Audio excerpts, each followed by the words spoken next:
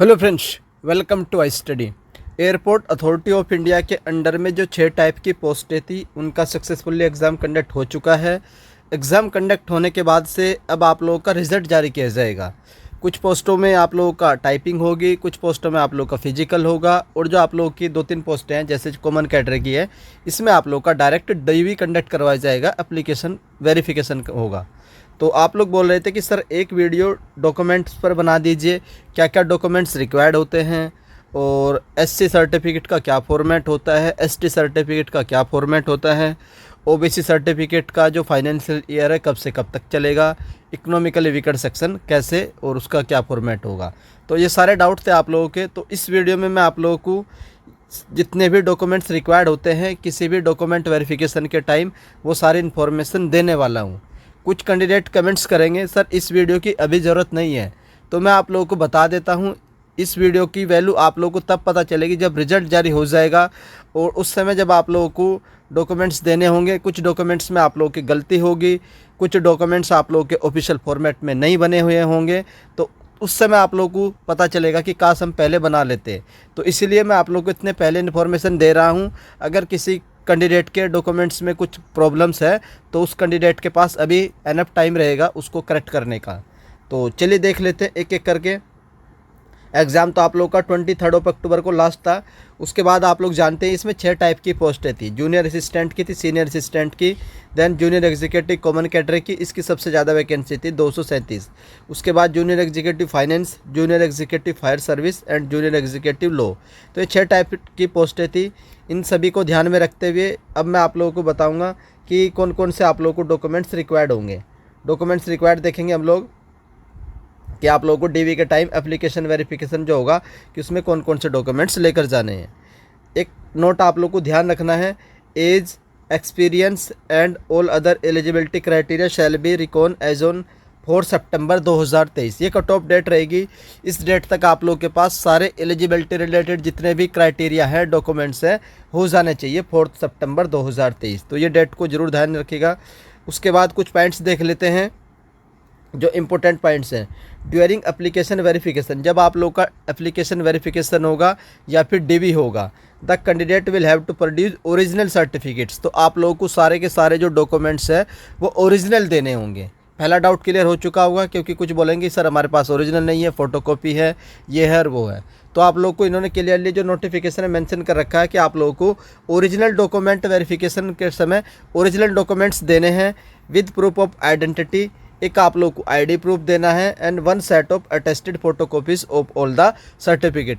तो जितने भी मैं आप लोगों को सर्टिफिकेट्स बताऊंगा उनके आप लोगों को 2 कॉपीज जो है वो रखनी होगी। एक आप लोग की जमा हो जाएगी, एक आप लोग अपने पास एक्स्ट्रा रखिएगा, सेल्फ अटेस्टेड रखी जाएगी। तो ये तो आप लोग उस समय करिएगा, लेकिन अभी अपने सारे डॉक्यूमेंट्स प्रिपेयर कर लीजिएगा। उसके बाद if the identity of the candidate is in doubt, अगर आप लोग की आइडेंटिटी में कुछ डाउट आता है तो आप लोग का जो कैंडिडेचर है वो कैंसिल कर दिया जाएगा। कैंडिडेचर विल बी रिजेक्टेड, उसको रिजेक्ट कर दिया जाएगा, और कोई भी एक्स्ट्रा टाइम नहीं दिया जाएगा कि आप लोग ओरिजिनल डॉक्यूमेंट्स बाद में प्रोड्यूस कर सके। तो इसीलिए ये वीडियो आज पहले बनाई जा रही है। अगर कोई प्रॉब्लम है आप लोगों के डॉक्यूमेंट्स में उसको अभी ही ठीक कर लीजिएगा, बाद में आप लोगों को समय नहीं मिलेगा। तो इन्होंने क्लियरली मेंशन कर रखा है, no additional time will be given for producing original documents. अभी ही आप लोगों को सारे ओरिजिनल डॉक्यूमेंट्स देने होंगे। उसके बाद ये तो एनओसी का पॉइंट है, तो मैं आप लोग को एंड में क्लियर करूंगा। Then the provisional of the candidate will as per the merit list. तो आप लोग को पता ही है एक मेरिट लिस्ट बनेगी, उसके बेस पर आप लोग का फाइनल सिलेक्शन होगा। तो अब देख लेते हैं सर ओरिजिनल डॉक्यूमेंट्स क्या क्या रिक्वायर्ड होंगे। तो लिस्ट ऑफ द डॉक्यूमेंट्स देखेंगे तो सबसे पहला डॉक्यूमेंट्स आता है आधार कार्ड या एनी अदर आईडी प्रूफ, या फिर इसको आइडेंटिटी प्रूफ भी बोल सकते हैं। एक आप लोग के पास ओरिजिनल आईडी होनी चाहिए, चाहे वो फिर आधार कार्ड हो, चाहे वो फिर पैन कार्ड हो, चाहे वो फिर आप लोगों का वोटर आईडी हो, कुछ भी एक ओरिजिनल आईडी प्रूफ आप लोगों का होना चाहिए। ये आप लोगों का फर्स्ट डॉक्यूमेंट है। उसके बाद चलते हैं नेक्स्ट पर। नेक्स्ट आता है आप लोगों का एप्लीकेशन फॉर्म। जब आप लोगों ने इसका फॉर्म भरा होगा तो उस समय जो आप लोगों का फाइनल सबमिशन के बाद एक प्रिंट निकल कर आता है एप्लीकेशन फॉर्म, वो रिक्वायर्ड होगा, तो उसकी ज़रूरत पड़ेगी। तो अभी आप लोगों के पास कुछ कैंडिडेट के पास ये फॉर्म होगा और कुछ के पास नहीं होगा।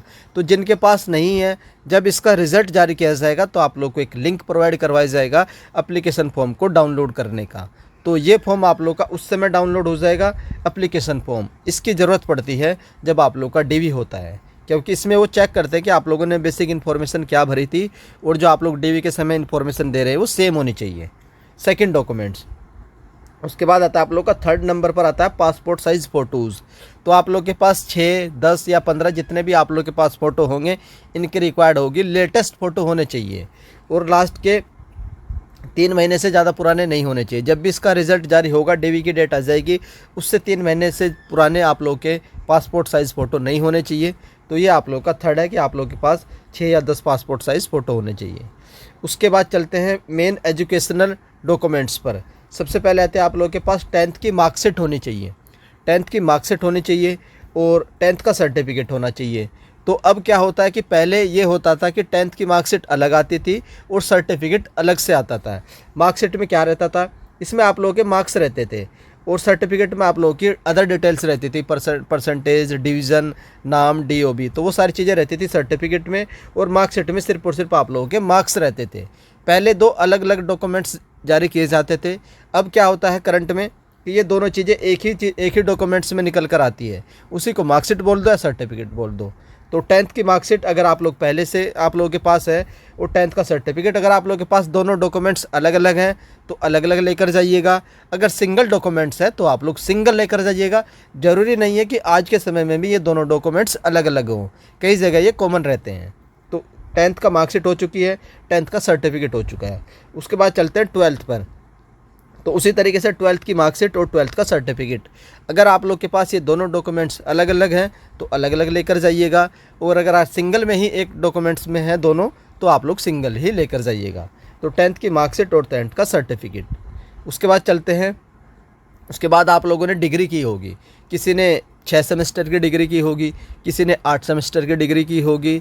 और अब आप लोगों को क्या लेकर जाना है, 6 सेमेस्टर की अगर डिग्री की है तो 6 सेमेस्टर की मार्कशीट, और अगर 8 सेमेस्टर की आप लोग की डिग्री है तो 8 सेमेस्टर की ओरिजिनल मार्कशीट होनी चाहिए। अगर कई जगह ऐसा होता है कि ईयर वाइज मार्कशीट होती है, तो किसी ने अगर 3 साल की डिग्री की है तो उस पर 3 साल की अलग अलग ईयर की ओरिजिनल मार्कशीट होनी चाहिए। ये आप लोगों का हो गया मार्कशीट वाला। उसके बाद एंड में जब आप लोग की डिग्री कंप्लीट हो जाती है, उसके बाद आप लोग को एक डिग्री का सर्टिफिकेट मिलता है। किसी के 4 साल का होगा और किसी के पास 3 साल का होगा। तो ये आप लोगों का मस्ट है, रिक्वायर्ड है, क्योंकि डिग्री बेस पर ही आप लोग की रिक्रूटमेंट है। डिग्री सर्टिफिकेट, मार्कशीट अलग से लेकर जानी है आप लोगों को, और डिग्री का जो सर्टिफिकेट एंड में जो मिलता है जब आप लोग की डिग्री कंप्लीट हो जाती है, जिसमें आप लोग का कंप्लीट इन्फॉर्मेशन रहती है। 4 साल का अलग होगा, 3 साल का अलग होगा, डॉक्यूमेंट्स एक ही होगा आप लोगों का। ये होता है डिग्री सर्टिफिकेट। मार्कशीट हो चुकी है हर एक सेमेस्टर की, उसके बाद आप लोगों का फाइनल डिग्री सर्टिफिकेट रिक्वायर्ड होता है। अब क्या होता है, अब जो बाकी डॉक्यूमेंट्स मैं बताऊंगा ये उन कैंडिडेट्स के लिए हैं जो रिजर्वेशन को क्लेम करना चाहते हैं। अलग अलग कैटेगरी के अलग अलग सर्टिफिकेट अलग अलग फॉर्मेट में बने होने चाहिए, तभी आप लोग को रिजर्वेशन का बेनिफिट्स दिया जाएगा। एससी कैटेगरी का सर्टिफिकेट, अगर कोई एससी कैटेगरी से बिलोंग करता है, रिजर्वेशन को क्लेम करना चाहता है, तो उसे एक सर्टिफिकेट देना होता है सेंट्रल फॉर्मेट में। सेंट्रल फॉर्मेट क्या होगा वो मैं आप लोग को इस वीडियो के एंड में दिखा दूंगा, वहाँ से जाकर के आप लोग डाउनलोड कर लीजिएगा। सेंट्रल फॉर्मेट में ही आप लोगों का एससी सर्टिफिकेट बना होना चाहिए अगर आप लोग रिजर्वेशन को क्लेम करना चाहते हैं। उसी तरीके से अगर कोई कैंडिडेट एसटी कैटेगरी से बिलोंग करता है तो उसको भी एक सर्टिफिकेट देना होगा ओरिजिनल सेंट्रल फॉर्मेट में, अगर वो रिजर्वेशन को क्लेम करना चाहता है। देन ओबीसी कैटेगरी सर्टिफिकेट, तो ओबीसी में आप लोगों को जो नॉन क्रीमी लेयर होते हैं, एनसीएल नॉन क्रीमी लेयर होते हैं, क्योंकि ओबीसी में 2 कैटेगरी आती है, एक नॉन क्रीमी लेयर की आती है और एक क्रीमी लेयर की आती है। तो क्रीमी लेयर वाले जो कैंडिडेट्स होते हैं इनको रिजर्वेशन नहीं दिया जाता है, जो नॉन क्रीमी लेयर वाले कैंडिडेट होते हैं इनको रिजर्वेशन दिया जाता है। तो इनको भी अगर रिजर्वेशन क्लेम करना है तो उसके लिए एक सर्टिफिकेट देना पड़ेगा सेंट्रल फॉर्मेट में। फॉर्मेट में आप लोग को अभी दिखा दूंगा, तब आप लोग को रिजर्वेशन दिया जाएगा ओबीसी कैटेगरी वाले। देन आता है आप लोग का इकोनॉमिकली वीकर सेक्शन कैटेगरी वाले सर्टिफिकेट, तो इनको भी एक सर्टिफिकेट देना होगा सेंट्रल फॉर्मेट में, ओरिजिनल सर्टिफिकेट देना होगा। किस फाइनेंशियल ईयर का होना चाहिए सारी डिटेल मैं आप लोगों को इस वीडियो के एंड में दिखा दूंगा, और सर्टिफिकेट का फॉर्मेट भी आप लोगों को प्रोवाइड करवा दूंगा। तो ये था आप लोग का इकोनॉमिकली वीकर सेक्शन वाले कैंडिडेट अगर वो रिजर्वेशन को क्लेम करना चाहते हैं। उसके बाद 14th नंबर पर मोस्ट इम्पोर्टेंट फैक्ट लिखा हुआ है, अगर आप लोगों के किसी भी डॉक्यूमेंट्स में अगर किसी भी तरह की कोई भी मिस्टेक है तो उस मिस्टेक को कैसे सुधारा जाता है। तो उसका एक तरीका होता है कि आप लोगों को कोर्ट कचहरी या तहसील वहाँ से आप लोग को एक एफिडेविट बनवाना होता है। क्या रहेगा उसमें लिखा हुआ कि सर मेरे इस डॉक्यूमेंट्स में ये गलती है और मेरे ओरिजिनल डॉक्यूमेंट्स में ये चीज़ें हैं। मैच कहाँ से होगा? मैच आप लोग का जो 10th का जो मार्कशीट होती है, सर्टिफिकेट होता है, उसमें डिटेल बिल्कुल सेम होनी चाहिए। तो उसमें जो डिटेल होंगी वही आप लोगों की एंड तक हर एक डॉक्यूमेंट्स में फॉलो होनी चाहिए। किसी डॉक्यूमेंट्स में गलती है, चाहे वो फिर 10th का हो, 12th का हो, ग्रेजुएशन का हो या फिर आप लोगों का कोई सर्टिफिकेट हो, तो उस गलती के लिए आप लोगों को कोर्ट कचहरी तहसील से एक एफिडेविट बनवा कर लेकर जाना होता है पहले ही। तो आप लोग डरिएगा मत, घबराइएगा मत कि सर मेरा सिलेक्शन नहीं होगा, मेरे डॉक्यूमेंट्स में ये गलती है, मुझे रिजेक्ट कर दिया जाएगा। रिजेक्ट को कोई नहीं करता है। डीवी में पहुंचना ही बहुत बड़ी बात होती है। काफ़ी मेहनत के बाद कैंडिडेट डीवी के लिए जाते हैं, तो डीवी में रिजेक्ट होने के चांसेस बहुत ही कम रहते हैं। अगर आप लोग अपने ओरिजिनल डॉक्यूमेंट्स नहीं देते हैं तो ही आप लोग को रिजेक्ट किया जाएगा, बाकी रिजेक्ट होने के चांसेस बहुत कम रहेंगे। और गलती के लिए मैंने बता दिया है, कोई भी मिस्टेक है, मिसप्रिंट है, कोई भी गलती है किसी भी तरह की किसी भी डॉक्यूमेंट्स में, तो आप लोग को एक एफिडेविट देना होगा। ये मैं आप लोग को अलग से भी समझाऊंगा एफिडेविट क्या होता है। उसके बाद 15 नंबर पर आता है आप लोग का NOC, नो ऑब्जेक्शन सर्टिफिकेट। अगर कोई कैंडिडेट ऑलरेडी किसी जॉब में वर्किंग है, या फिर वो सेंट्रल गवर्नमेंट की जॉब हो या फिर स्टेट गवर्नमेंट की जॉब हो, किसी भी टाइप की अगर जॉब में आप लोग काम कर रहे हो, इस समय वर्किंग हो, तो आप लोग को एक NOC देनी होती है। अपने डिपार्टमेंट की साइड से उनको ये NOC प्रोवाइड की जाती है, नो ऑब्जेक्शन सर्टिफिकेट। तो ये NOC सिर्फ उन्हीं कैंडिडेट के लिए रहेगी जो जॉब कर रहे हैं। जो फ्रेशर है उनके लिए इसकी ज़रूरत नहीं है NOC की। उसके बाद चलते हैं डोमिसाइल। यह आप लोग का ऑप्शनल होता है। कई जगह इसको मांग लेते हैं और कई जगह इसको नहीं मांगते हैं। तो ये ऑप्शनल होता है, ये होगा आप लोग के पास तो भी सही है और नहीं होगा तो भी सही है। ये आप लोग का डोमिसाइल।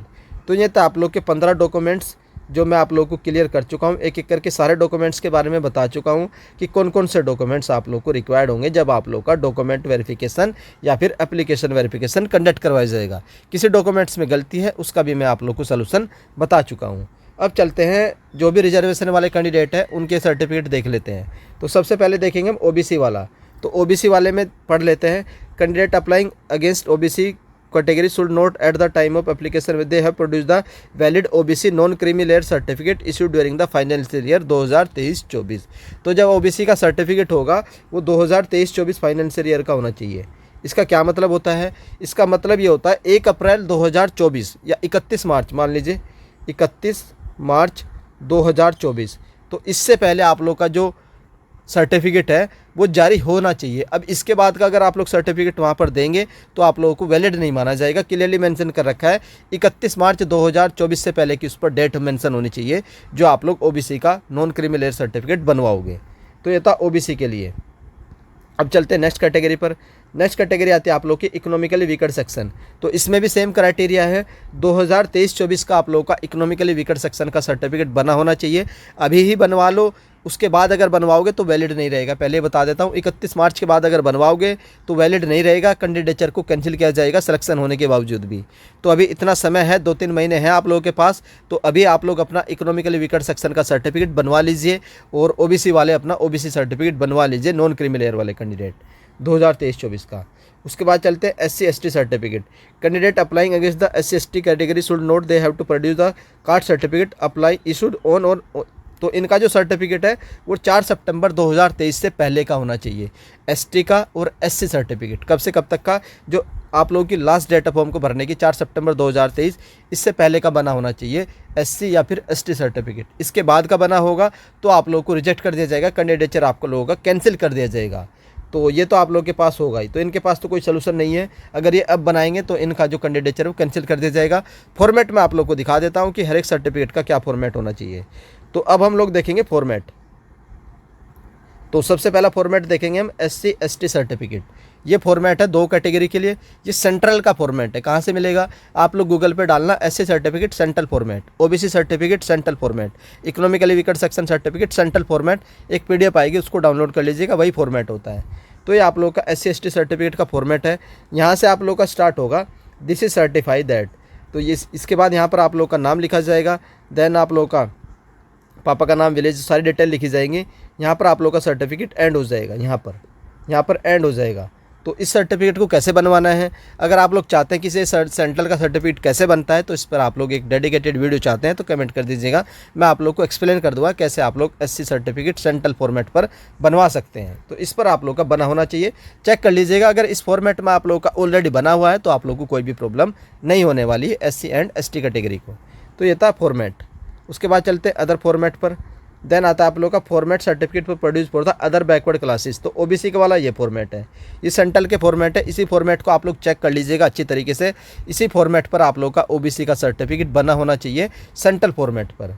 तो यहाँ से आप लोग का ये एंड हो जाता है, ओबीसी सर्टिफिकेट यहाँ तक होगा। आप लोग भी चाहते हैं कि सर ओबीसी सर्टिफिकेट कैसे बनता है, तो भी आप लोग कमेंट करिएगा। अलग से मैं एक वीडियो में आप लोगों को ओबीसी फॉर्मेट के बारे में समझा दूंगा, कहाँ से डाउनलोड होगा, कैसे बनेगा, क्या क्या प्रोसेस रहते हैं इसके सर्टिफिकेट के। उसके बाद चलते हैं, नेक्स्ट आता है आप लोगों का इकोनॉमिकली वीकर सेक्शन वाला। तो ये गवर्नमेंट ऑफ इंडिया का फॉर्मेट है, किस फाइनेंशियल ईयर का यहाँ पर लिखा जाता है। तो ये फॉर्मेट है, इसी फॉर्मेट पर आप लोगों का बना होना चाहिए, चेक कर लीजिएगा। अगर इसी फॉर्मेट पर आप लोग का बना हुआ है तब कोई प्रॉब्लम नहीं होगी। अगर इस फॉर्मेट पर नहीं बना हुआ है तो आप लोग डाउनलोड करके इस फॉर्मेट को बनवा लीजिएगा कोर्ट कचहरी तहसील से। अगर आप लोग भी चाहते हैं कि सर हमें भी बता दीजिएगा तो आप लोग कमेंट कर दीजिएगा, मैं आप लोगों के लिए अलग से एक वीडियो में बता दूंगा कि आप लोगों को सर्टिफिकेट कैटेगरी वाले कैसे बनवाने हैं। तो ये था आप लोग का इकोनॉमिकली वीकर सेक्शन वाला। तो ये थे आप लोगों की सारी इन्फॉर्मेशन, सारे डॉक्यूमेंट्स बता चुका हूँ, सारे सर्टिफिकेट के बारे में बता चुका हूँ, सारे फॉर्मेट दिखा चुका हूँ। फिर भी आप लोगों का कोई डाउट रहता है तो कमेंट सेक्शन में पूछ लीजिएगा। और जिस टॉपिक्स पर आप लोग वीडियो चाहते हैं कि सर एससी कैटेगरी के सर्टिफिकेट पर बना दीजिए और एसटी वाले पर बना दीजिए, ओबीसी वाले पर बना दीजिए, तो आप लोग अलग से कमेंट करिएगा। तो मैं आप लोगों के लिए अलग से एक वीडियो में बता दूंगा कि कैसे आप लोगों को अपने सर्टिफिकेट्स बनवाने होंगे अगर आप लोग रिजर्वेशन को क्लेम करना चाहते हैं। और इसका पीडीएफ मैं आप लोग को अपने टेलीग्राम ग्रुप में प्रोवाइड करवा दूंगा, जिससे आप लोगों को समझ पाओगे कि कौन कौन से डॉक्यूमेंट्स आप लोगों को रिक्वायर्ड रहते हैं। आई होप आप लोग को ये वीडियो हेल्पफुल लगा होगा। अगर वीडियो हेल्पफुल लगी है तो वीडियो को लाइक कर दीजिएगा। चैनल पर फर्स्ट टाइम विजिट कर रहे हो तो चैनल को सब्सक्राइब कर लीजिएगा, बेल आइकन को ऑन रख लीजिएगा। जैसे ही आप लोग की आंसर की जारी होगी या फिर रिजल्ट आएगा, उसकी इन्फॉर्मेशन आप लोगों को हाई स्टडी चैनल से सबसे पहले दे दी जाएगी। वीडियो देखने के लिए धन्यवाद, थैंक यू।